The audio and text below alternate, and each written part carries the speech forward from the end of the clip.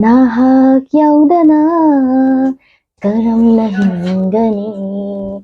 hingani karamna naitong ithanta sanglaba punsigi mamlaba lambida. Social media sigi ayambana di loin kana bunga kene kana da bulam bi sina ki buane bu ko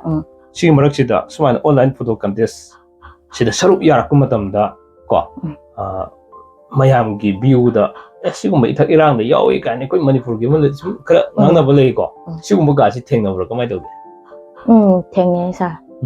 khona bidana khotana adumai tawba mikup se asidoina pininge baidi kari tormagadi first ane gabi ge aise aina haidune Sunday gi numisida loire na khallaga jara thagar khibado ai loire habegi thagar khibane ba seng haragadi adubo aina yang hogdabani na haidi saroina tharakpa matamda audio se phajana sangya sang je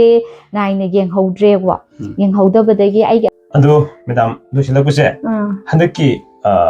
online photo contest da first position tabirki bese masigi kodimaki credit si kanada pibininge miyeng tabiyo piki channel na akhanna miyam da kudol tamjagadariba ayeng ning thukaba numitagi hona miyam da kudol tamjaragani handak channel sina ningol sakobuga mari lenena pakthok sakhiba ningol photo contest adugi athoi ehen changdamna baduda first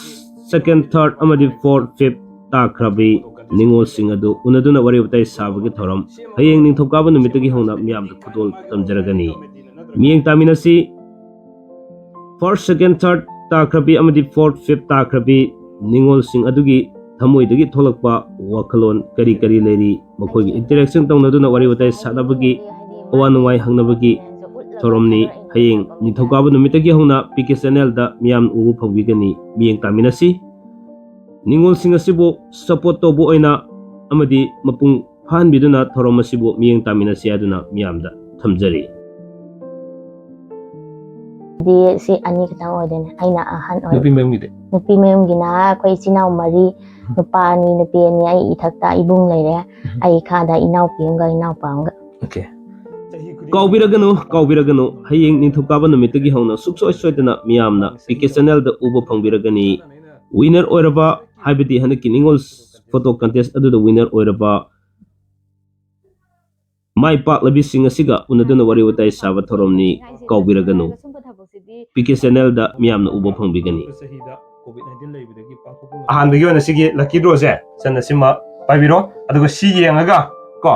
sigi lucky draw si yengaga mayamna so sai husband gi kena to so crush ma haibiro yam nuai bi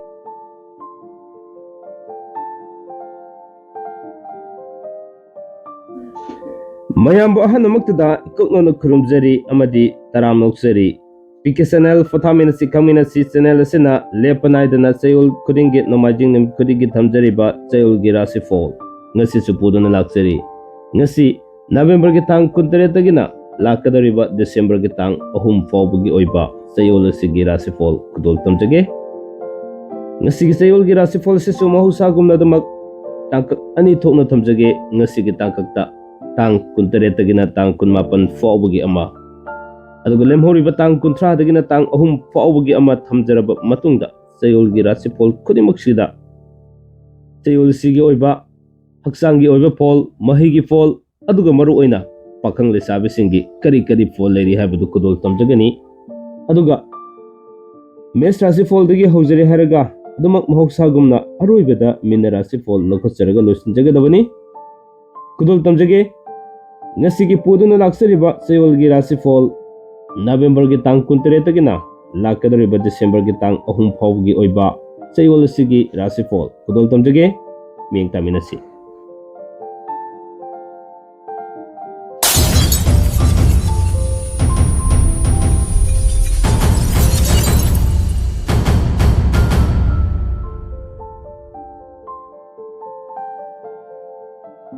fare adudi kudol tamjarage ahan basidi mes Rashifal gi oina tang 13 tagina 18 fawgi manungda wakhal sarang nagani mathau ningthina pangthokpa ngamloi kanadaba mafamda sel chatkani migi upai tawgani aduga tang kunthradagina tang ahum phawbagi manungda karbar toba kanagani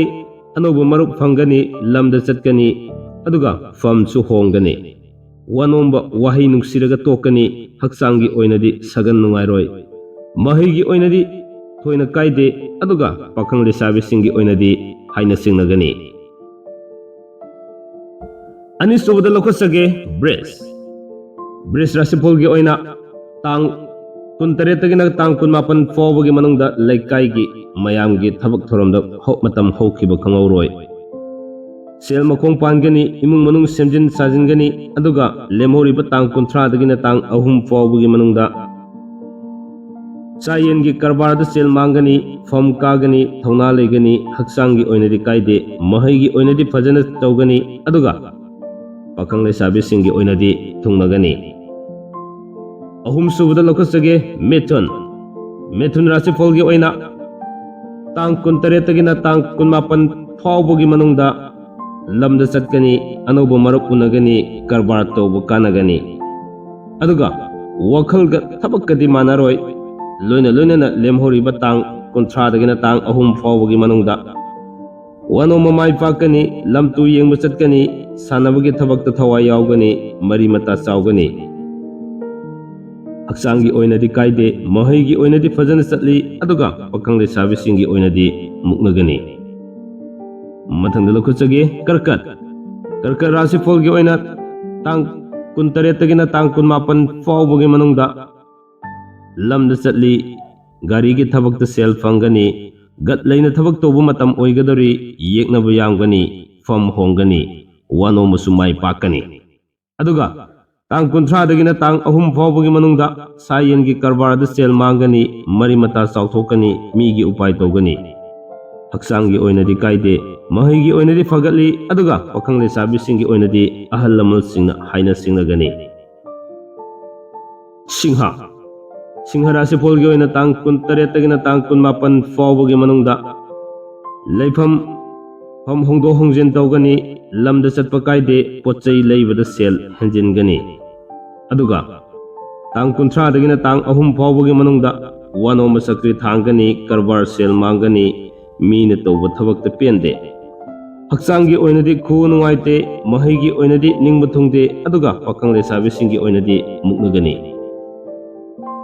mathangda lokhachage kanya rasifalgi oina tang kun taretagina tang kun mapan fawbagi manungda anoba marup unagani imung manung semgat sagatli karbar tawba kanai wanoma sakri thangani aduga tang kunthra dagina tang ahum fawbagi manungda fam hongani deva karamada thawai yaugani aduga haksangi oinadi mit nungairoi mahaigi oinadi kaya pangde pakhang lesabi singi oinadi haina singnagani tula rasifalgi oina ahan matangkaki tang kun taretagina kun mapan fawbagi manungda kanadaba thabakta sel chatli afaba marup tangani lamda chatpa kaide wanoma sakri thangani mina tawbiba thabakta ningba thungde aduga tang kunthra dagina tang ahum fawbagi manungda karbar tawba sawkhatli lamtu yengba chatli imung manung semjin sajili haksangi oinadi kaide mahaigi oinadi ningba thungde aduga pakhang lesabi singi oinadi thungnagani brisik rasifalgi oina tang kun taretagina kun mapan fawbagi manungda mi khatnagani sel mangani ningba thungde fam hongani lamda chatli aduga tang kunthra dagina tang ahum fawbagi manungda panduna laikhiba sel fangani nungaiba pawsu tagani mari mata chawgani karbar chawkhatli haksangi oinadi kaide mahaigi oinadi pangde pakhang lesabi singi oinadi inong nongna khangnaba matam oigadori dhanu rasifalgi oina tang kun taretagina kun mapan fawbagi manungda anoba marup fangani mari mata chawgani imung manung semjin sajali mathauda pukning sangani aduga tang kunthra dagina tang ahum fawbagi manungda karbarda chawkhatli thika tawba kanai fam kagani haksangi oinadi kaide mahaigi oinadi pai pakhang lesabi singi oinadi anoba nungaiba paw tagani makar rasifalgi oina tang kun taretagina tang kun mapan fawbagi manungda lamda chatpa kaide nungaiba paw tagani fam hongani